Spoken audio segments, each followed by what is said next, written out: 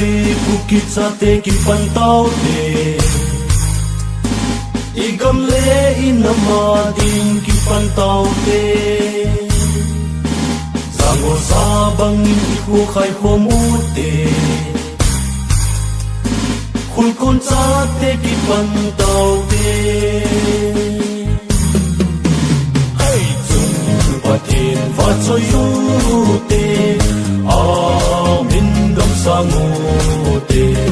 pakai hanasongin nampi atin kansong singute ngole dai kai helang ngami ang hisong le nungchon poti kuki army hive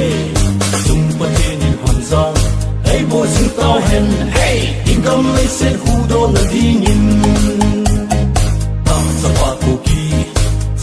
hive gamang noi hi zong le kalung amom he kaloi ka kole ka gal phan sen to hey kapum nei to mangan no ta me zum patin va cho yu te amin dong sango te kai anasongin nampi adin kalsong singute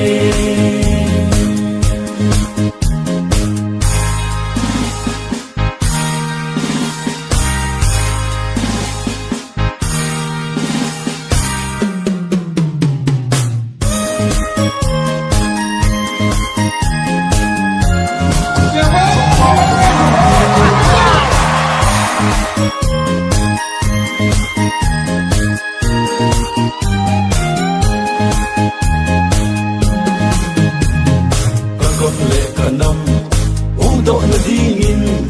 một lần hàng sang hàn lăng kêu kêu cô dòng lệnh lung đã đại lô vinh các băng riêng ngô về hey ăn pi sức quay cookie army day hiệp ba tên ăn na đâu về ban người người ăn kít thăng dập ăn gà riêng rong pretty sắp càng tê rong ăn na đâu về hey cả hàng cookie sắp ba đi về patin va cho yu te amin dong sango te pakai hanasongin nampi adin kalsong singote patin va cho yu te